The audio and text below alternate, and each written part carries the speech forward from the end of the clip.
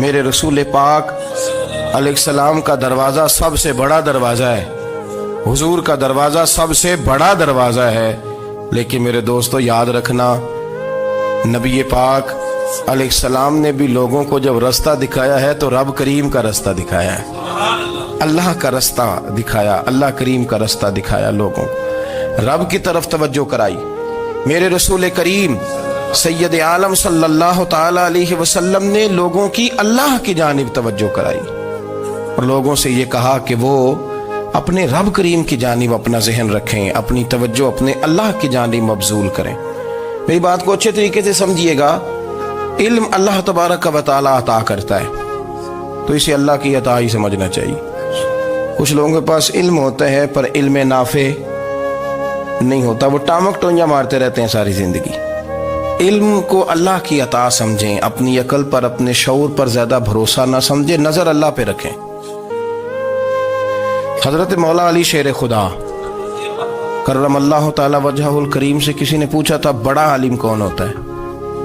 ہمارے ہاں تو اب وہ والے عالم پائے جاتے ہیں نا، اللہ ماشاءاللہ، جو ممبر پہ بیٹھتے ہیں تو دعوے ہی دعوے ہیں، ممبر پہ بیٹھتے ہیں تو دعوے ہی دعوے ہیں، اس طرح کے عالم ہمارے ہاں پائے جاتے ہیں۔ وہ ہر بات میں دعویٰ کرتے ہیں، میں یہ کر دوں گا، میں وہ کر دوں گا۔ یہ مزاج علماء کا نہیں۔ حضرت علی المرتضیٰ سے کسی نے پوچھا بڑا عالم کون ہوتا ہے؟ فرمایا بڑا عالم وہ ہوتا ہے کہ جسے مسئلے کا پتہ نہ ہو تو وہ کہہ دے مجھے نہیں پتا، میں پتہ کر کے بتاؤں گا، غلط بات بیان نہ کرے۔ امام مالک سے کسی نے کوئی مسئلہ پوچھا تو آپ فرمانے لگے مجھے اس سوال کا جواب نہیں آتا، ہمارے بزرگ سمجھاتے کیا ہے؟ وہ کہنے لگا آپ اتنے بڑے امام ہیں تو اس سوال کا جواب نہیں آتا۔ فرمانے لگے اگر مجھے ہر سوال کا جواب آتا پھر تو میں خدا ہوتا، مجھے ہر سوال کا جواب نہیں آتا، مجھے تو اتنا آتا ہے جتنا میرے رب نے مجھے عطا کر دیا ہے۔ اپنی نظر اللہ پہ رکھیں، نکل آئیں اس معمے سے باہر کہ میں کوئی بلا ہوں، مجھے بڑا پتہ ہے، میرے پاس 6 ڈگریاں ہیں، مجھے 10 جگہ پہ تدریس کا شغف حاصل ہے، اس سے نکلیں باہر۔ قرآن مجید دیکھیے گا، اللہ تعالیٰ نے ارادہ قدرت فرمایا کہ میں حضرت آدم کو بناؤں گا، پھر بنانے کے بعد فرمایا فرشتوں سجدہ کرو آدم کو، سب نے سجدہ کیا الا ابلیس ابا واستکبر وکان من الکافرین، سب نے سجدہ کیا سوائے ابلیس کے، اس نے انکار بھی کیا، تکبر بھی کیا اور کافروں میں سے ہو گیا۔ تو یہ جب اللہ تعالیٰ نے سجدہ کرایا تو کیسے کرایا؟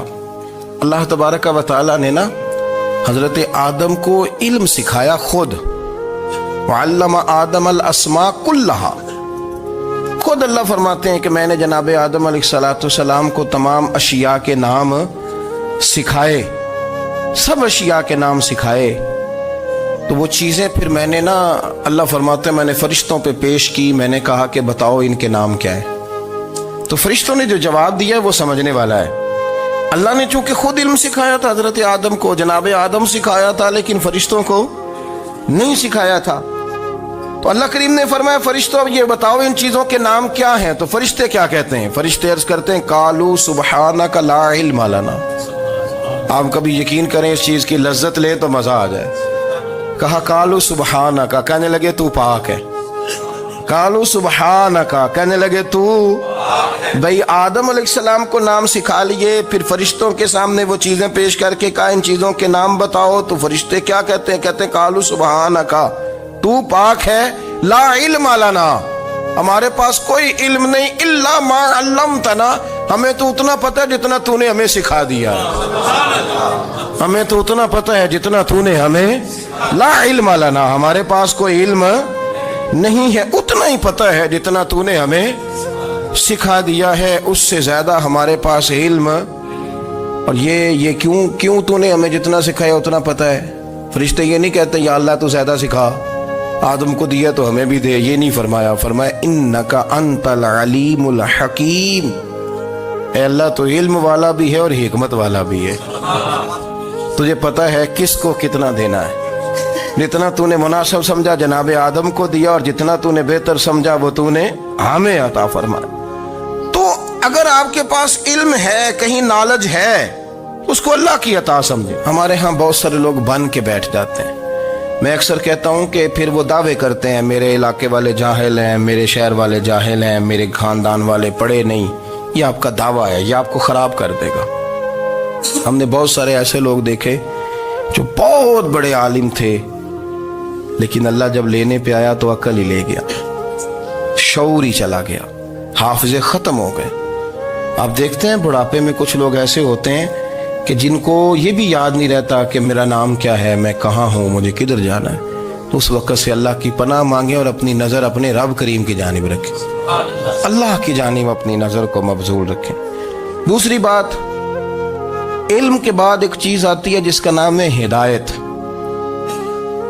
جس کا نام ہے تقوی، جس کا نام ہے پرہیزگاری، جس کا نام ہے عمل، عبادت، ریاضت۔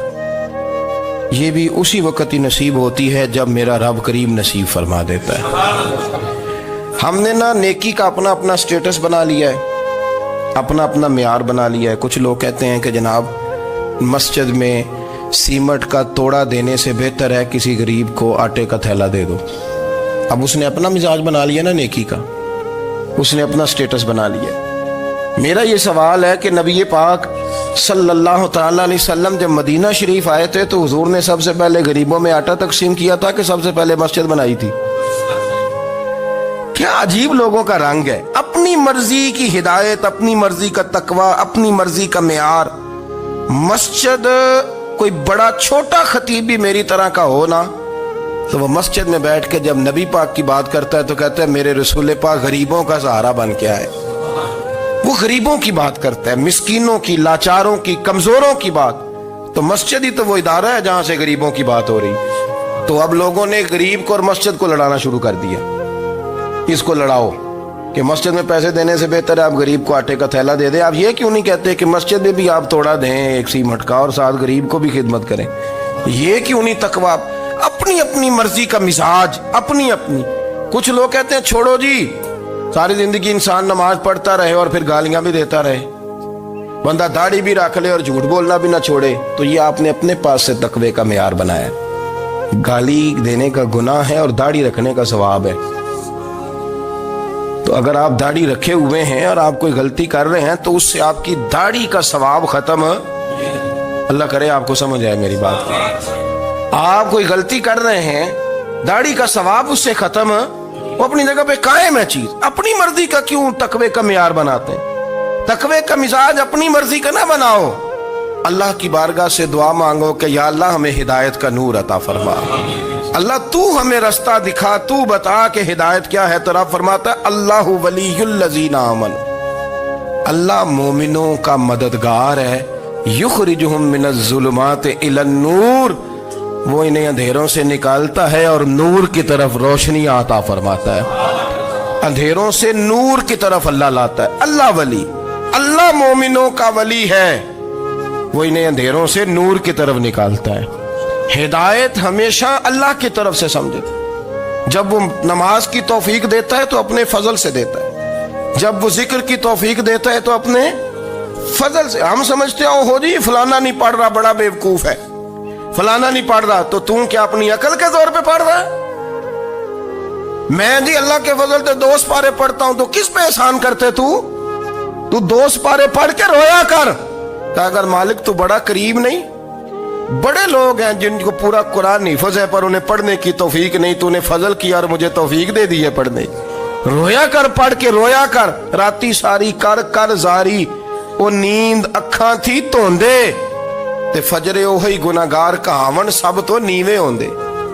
مہربانی کریں، ڈریں، نیکی کریں تو پھر ڈریں، پھر احساس پیدا کریں، پھر اپنے اندر وہ کمزوری لائیں کہ توبہ توبہ مجھے تو پتہ ہی نہیں، تو جانتا ہی نہیں۔ حضرت سیدنا امام اعظم ابو حنیفہ رحمۃ اللہ تعالی علیہ کے ساتھ ایک شخص کہتا میں نے نماز پڑھی تو عشاء کی نماز تھی۔ یہ جو لوگ بڑے ہوتے ہیں نا، ان کے پیار کرنے والے بڑے ہوتے ہیں، ان کے گرد خوف بھی بڑا ہی ہوتا ہے، انہیں بڑا ڈر لگتا ہے، بڑی بعض اوقات آزمائش ہوتی ہے ان کی۔ عشاء کی نماز کہتے پڑھی تو امام صاحب نے نا عشاء کی نماز میں تلاوت کی آیتیں فَمَن يَعْمَلْ مِثْقَالَ ذَرَّةٍ خَيْرًا يَرَهُ وَمَن يَعْمَلْ مِثْقَالَ ذَرَّةٍ شَرًّا يَرَهُ، فرمایا جو ذرہ برابر خیر کرے گا وہ بھی قیامت میں دیکھے گا، اور جو ذرہ برابر شر کرے گا وہ بھی قیامت میں اس شر کو دیکھے گا اس کے سامنے آئے گا. تو وہ شخص کہتا ہے کہ سارے لوگ نماز پڑھ کے چلے گئے تو امام صاحب رحمۃ اللہ علیہ نے اپنی داڑھی پکڑی رو رہے ہیں. کہتے ہیں وہ ذرہ برابر نیکی کا بدلہ دینے والے، وہ ذرہ برابر شر پہ سزا دینے والے میری سفید داڑھی کو دیکھ. مالک میرے ذرے ذرے سامنے نہ لانا، لوگ تو میری بڑی قدر کرتے ہیں دنیا، میں تو بڑا پہچانا جاتا ہوں، لوگ تو میری راہوں میں پھول لیے کھڑے ہوتے ہیں، مجھے بڑا نوازتے ہیں. قیامت میں رسوا نہ کر دینا، میرے لیے مشکل ہو جائے گی. وہ کہتے ہیں میں نے امام صاحب کا درد دیکھا، مجھے کوئی کام تھا تو میں چلا گیا. میں نے کہا کہ وہ اس وقت اللہ کے حضور حاضر ہیں تو میں دوبارہ آؤں گا. کہتے ہیں میں تہجد کا وقت آیا تو امام صاحب وہیں بیٹھے تھے اور ان کی داڑھی آنسوؤں سے بھری ہوئی تھی اور زور سے داڑھی پکڑی ہوئی. کہنے لگے مالک رسوا نہ کر دیں، قیامت میں رسوا نہ کر دیں. یار جو ہدایت یافتہ لوگ تھے وہ تو ڈرے ہوئے تھے، وہ تو سہمے ہوئے تھے، وہ تو کہتے تھے یہ اس کا فضل نہیں، اس نے بلا لیا، یہ اس کا کرم نہیں. حضرت باعزید بستامی کسی کافر کو دیکھتے تو رو پڑتے، کہتے مالک تو کتنا قریب ہے، یہ بے ایمان رہ گیا، تو نے اپنے فضل سے مجھے اپنے نبی کا غلام بنا لیا. وہ رو پڑتے. یہاں تو لوگوں کا دعویٰ ہی بڑا ہے. نمازی اللہ خیر فرمائے وہ تو دوسروں کو گھورتا ہے، وہ کہتا ہے جنت کا میں مالک ہوں، کنجیاں میرے پاس ہیں، میں کسی اور کو گھسنے نہیں دوں گا. اور اگر 2-3 حج کر لے تو پھر تو وہ کہتا ہے کہ اب میرے سے پوچھ کے لوگ جنت میں جائیں گے معاذ اللہ. اور اگر وہ 2 4 5 7 دفعہ کوئی نفل پڑھ لے تو پھر وہ کہتا ہے چھوڑیں جی سارے لوگ بے عمل ہیں، میں اکیلا نیک ہوں. نہ ایسا کریں، اپنی توجہ اپنے رب پہ رکھیں، اپنی توجہ اپنے معین الملت والدین، عطائے رسول، ہند الولی، غریب نواز، خواجہ معین الدین چشتی، حضرت خواجہ اجمیر، شاہ اجمیر، والی ہندوستان. آخری عمر میں نا سارا دن روتے گزر جاتا، ساری رات روتے گزر جاتے، ذرا سی کوئی بات کرتا تو رو پڑتے، آنکھیں آنسوں سے بھری رہتی. کئی دفعہ اپنے بھی پریشان ہو جاتے ہیں نا کہ یار تو ایک بات کی جان ہی نہیں چھوڑ رہا. تو خواجہ قطب الدین صاحب بختیار کاکی سے لوگوں نے کہا کہ آپ مرشد سے بات کریں، اتنا بھی تو نہیں نہ رونا چاہیے، ہر وقت اس کے آنسو کی کریے. عاشق دا کام ہی رونا تونا تے بنا رویوں نہیں منظوری. یہ عاشق سدا ہی روندا رہندا ہے، پاویں وصل ہوئے تے پاویں دوری.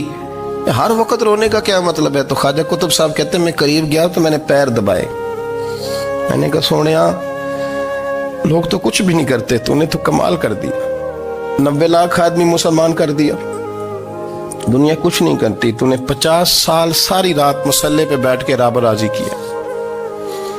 تو شہزادہ تھا، حضور کی اولاد تھا، لیکن معین الدین تیرا ایک پلاٹ بھی نہیں، تو نے طالب علم پالے، انہیں غریبوں کو دیا، انہیں نوازا، کوئی شے نہیں تیرے پاس، ہر چیز تو نے، ساری رات روتے ہو، سارا دن روتے ہو. تو خواجہ قطب الدین صاحب کہتے ہیں میں نے جب عرض کیا تو خواجہ صاحب مجھے گلے لگا لیا، چیخ مار کے روئے، کہنے لگے قطب الدین پتر داڑھی سفید ہو گئی، جانے کا وقت آ گیا، جو تو نے نیکیاں گنوائی ہیں وہ ہیں صحیح میرے پاس، پر یار کی بارگاہ میں پیش کرنے کے قابل ایک بھی نہیں. تو بارگاہ تو دیکھ کتنی بڑی ہے، رسول کریم کی بارگاہ میں پیش کرنے کے قابل ان میں سے ایک بھی نہیں. تو آستانہ دیکھ کتنا بڑا ہے، کیا پیش کروں گا، کیا عرض کروں گا حضور کی بارگاہ میں، کس طرح. وہ یار جو بڑے تھے وہ تو ڈرے ہوئے تھے، سہمے ہوئے تھے، وہ تو بڑی آزمائش میں تھے، لیکن میرا اور آپ کا رٹا 2 نمازیں پڑھ کے 6 نمازوں کا دعویٰ کرنا اور لمبی چوڑی کہانیاں بنانا اور اپنے منہ سے اپنی تعریفیں کرنا، اس سے تھوڑا باہر آئیں.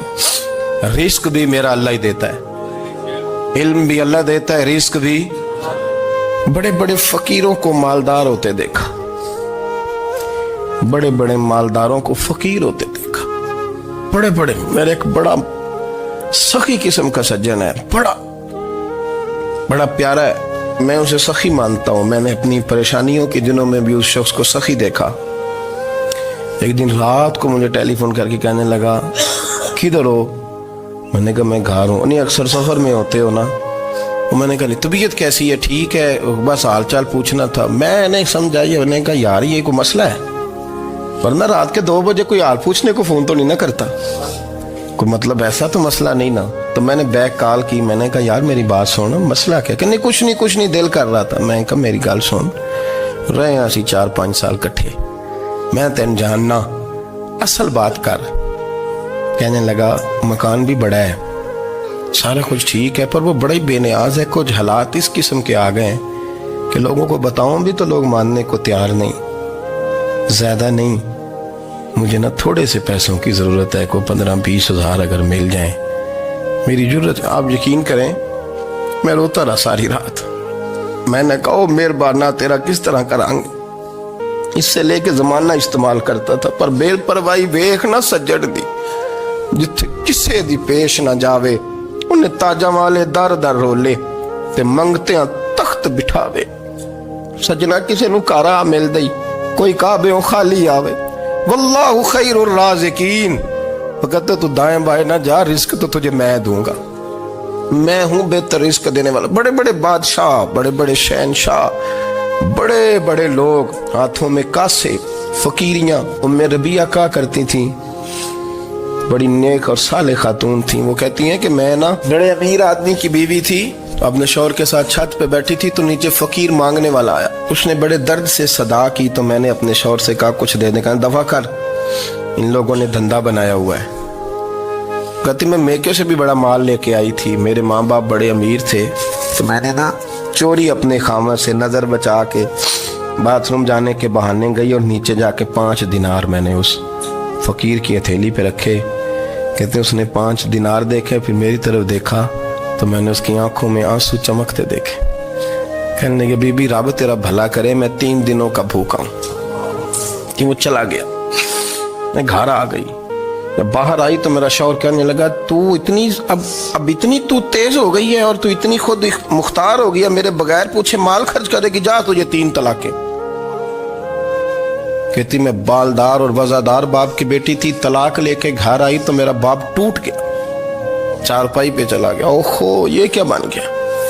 कहती बड़ी तकलीफ रही। 1-2 साल के बाद मेरे अब्बा ने मेरी शादी कर दी। अब जिस शौहर के पास गई वो बड़ा नेक था, परहेजगार था, अल्लाह ने बेहतरीन सिला दिया। कहती छत पे बैठी थी, दरवाजे पे फकीर आया, मैंने शौहर से कहा कुछ दे दूं। कहने लगा 5 ना देना, 15 देना, 20 देना, मैं फकीर हूं, मैंने फक्र से दौलत देखी है, इसे खाली ना लौटाना। कहती है कि मैं नीचे गई और जब मैंने उसकी तरफ दिनार बढ़ाए तो मेरी चीख निकली, पैसे फेंक के मैं बेहोश होके गिरी। मेरा शौहर ने आके उठाया, अंदर ले गया, पानी मुंह पे छिड़का। कहने लगा तुझे क्या हुआ? कहने लगे ये जो मांगने आया ये मेरा पहला शौहर था, वही था जो कहता था कि तू 5 दिनार दे आइए, जा तुझे 3 तलाकें। पढ़ो ना हदीस पाक, मेरे नबी पाक अलैहिस्सलाम ने फरमाया एक बंदा गंजा था। गंजा कोई तरतीब आगे पीछे हो जाए तो मफहूम के लिहाज से, लेकिन मैं मफहूम उसका वाज़े करता हूँ। एक गंजा था, कोई शय नहीं थी, सर पे बाल भी नहीं थे, रोया करता था। अल्लाह ताला ने फरिश्ते को भेजा, तुझे क्या चाहिए? तो कहने लगा बाल आ जाए और थोड़ा माल आ जाए। फरिश्ते ने हाथ फेरा तो बाल भी आ गए, तो बकरियां भी आ गईं, लाइनें लग गईं, माल ही माल हो गया। दूसरे के पास गया, वो कोड़ा था, उसको जाके कहा क्या चाहिए? कहने लगा शिफा हो जाए और कुछ अल्लाह ताला आसानी कर दे। शिफा भी हो गई, गायें भी दे दी, भैंसें भी दे दी, माल ही माल हो। फिर एक के पास गया, वो अंधा था, तुझे क्या चाहिए? उसने कहा आंखें मिलने और कुछ साथ अल्लाह माल दे दे। ऊंट ही ऊंट हो गए। जब बड़ा नवाज दिया तो फिर मालिक ने इम्तिहान लेने का इरादा किया। यारी तेरी सोना है, पर आजमाइशां भी तेरियां अग, आजमाइशां तेरियां, सही कह रहा हूं, आजमाइशां तेरियां, यारी तेरी सोना है पर आजमाइशां तेरियां, ये सोना परखिया जावंदा ही पहलो ना लगा दे लग। अल्लाह ने फरमाया आजमाइश करो। सबसे पहले गंजे के पास आए, उसे कहा अल्लाह के रास्ते में कुछ दे। कहने लगा मेरे खर्चे ही बड़े, देखो तो सही कितनी मुश्किल में वक्त गुजारता हूँ, हाल ही कोई नहीं। तो उसने कहा मैंने तो सुना है तू गंजा और भूखा नंगा था। कहने लगा मैं तो जद्दी पुश्ती रही से आजम हूँ, तुझे किस पागल ने कहा है, भाग जा। उसने कहा अच्छा जैसे तू था वैसे ही हो जाए। खेत खलियान उजड़ गए, फिर से गंजा हो गया।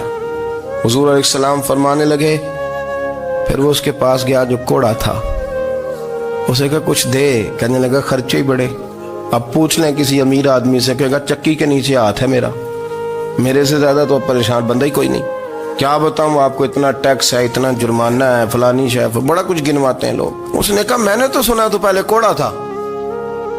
اس نے کہا جا دوڑ جا، میں تو رئیس اعظم ہوں، دادا بھی پردادا بھی اور ساری نسل ہی۔ اس نے کہا اچھا جیسے تو تھا ویسے ہی ہو جائے۔ پھر وہ گیا اندھے کے پاس اور جا کے کہا اللہ کے نام پہ کچھ دے۔ تو کہنے لگا رب کے نام پہ؟ یہ کھڑے ہیں اونٹ جتنے تیرے دل کرے لے دا۔ اس نے کہا کیا معنی اس بات کا؟ کہنے لگا یار تجھے کیا بتاؤں، میں تو اندھا تھا، میں نے تو کبھی دنیا دیکھی نہیں تھی، پھر اس کریم نے فضل کیا تو مجھے بڑا کچھ دکھایا۔ میں کیا بتاؤں، میرا دل کر رہا ہے کہہ دوں کہ پھر اس نے کعبہ دکھایا، پھر اس نے روضہ رسول دکھایا، پھر اس نے ریاض الجنہ کے سجدے دکھائے، پھر اس نے اپنے محبوب کے دروازے کی رونقیں دکھائیں۔ اس نے بڑا کچھ دیا، اس نے بڑا نوازا۔ میرے پاس تو شاید میں بدکار پرانا خادم، کسے در ملی نہ ٹوئی، ایت واصف یار نے نظر جو کی تھی، پھر واصف ہی ہوئی۔ یہ تو اس کا کرم ہوا۔ تو یہ وہ کہنے لگا تو اللہ کے نام پہ جان مانگ، میں وہ بھی دینے کو تیار۔ میرے پاس تو شے کوئی نہیں تھی، مجھے تو اپنا پتہ ہے، میں تو کوئی شے نہیں تھا، کچھ نہیں تھا میرے پاس۔ یہ تو ان کا کرم ہے کہ رخ ان کا ادھر ہے، اور مختصر سی میری کہانی ہے، یہ جو بھی ہے ان کی مہربانی ہے۔ تو وہ کہنے لگا میں بھی کچھ لینے نہیں آیا تھا، تیری آزمائش ہی کرنے آیا تھا، تیری عزتیں بھی سلامت رہیں گی، تیرا مال بھی سلامت رہے گا، تیری شفا بھی۔ اپنی زندگی میں کبھی بھی اللہ کی بارگاہ سے توجہ ادھر ادھر نہ کریں، چھوڑیں لوگ کیا کر رہے ہیں، دنیا کیا کہہ رہی، کبھی بھی اپنی توجہ دائیں۔ ہمارا یہ مسئلہ بن گیا کہ ہماری سیاست ہے، ہماری دنیا داری ہے، ہم بندوں کو راضی کرنا چاہتے ہیں، ہم دیکھتے ہیں کون کس طرح، اور آپ یقین کریں آپ تھک جائیں گے، بندے راضی نہیں ہوں گے، وہ نہیں راضی ہوتے۔ آپ ان کو منا کے لائیں گے تو ادھر والے نکل جائیں گے، ادھر کو منائیں گے تو ادھر والے نکل جائیں گے۔ اس چکر سے باہر آئیں، اس رب کو راضی کریں جو فرماتا ہے ان الذین آمنوا وعملوا الصالحات سیجعل لهم الرحمن ودا۔ فرمایا تو ایمان لانے کے بعد نیک عمل کر، میں لوگوں کے دلوں میں تیری محبت پیدا کر دوں گا۔ رحمان لوگوں کے دلوں میں محبت ڈال دے گا، اللہ لوگوں کے دلوں میں۔ اپنی نظر ہمیشہ اپنے رب پہ رکھیں، اتنی لمبی چوڑی دنیا داروں سے امیدیں نہ وابستہ کریں۔ میں نے دیکھا ہے لوگ کاسا لیسی کرتے ہیں، کبھی اس کے دروازے پہ کبھی اس کے دروازے پہ۔ ان چکروں سے باہر آئیں اور اپنے رب کی بارگاہ کی طرف توجہ کریں، استغفار شوق سے پڑھا کریں، اور اکیلے میں نہ، اکیلے میں حضرت رئیس المتکلمین مولانا نقی علی خان صاحب رحمۃ اللہ نے لکھا ہے کہ فرعون 500 سال حکومت کر گیا، یہاں تو 5 سال کی حکومت کی پیر لڑکھڑاتے ہیں، 500 سال۔ فرماتے اصل وجہ یہ تھی کہ دنیا جب سو جاتی تھی نا تو اوپر چادر لے کے تو مسلح پہ بیٹھ جاتا تھا اور ہاتھ باندھ کے کہتا تھا رب تو ہی ہے، میرا پردہ نہ کھولنا، مالک تو ہی ہے، کرم نوازی کرنا، میری پکڑ نہ کرنا۔ وہ بے ایمان ہو کے اگر 500 سال ہاتھ باندھے تو گزارا کر لیتا ہے، تو ایماندار ہے۔ پر مسئلہ یہ ہے کہ تو رات کو بکل مار کے ہاتھ نہیں نہ باندھتا، تو منت نہیں کرتا، تو استغفار نہیں کرتا۔ توبہ کریں تو بچے رہیں۔ وہ اتنی لمبی حکومت کر گیا چونکہ رات کو کہتا تھا مالک رب تو ہی ہے، لیکن مہربانی فرما، میری پکڑ نہ فرمایا تو اللہ نے تو اس کو مہلت دے دی۔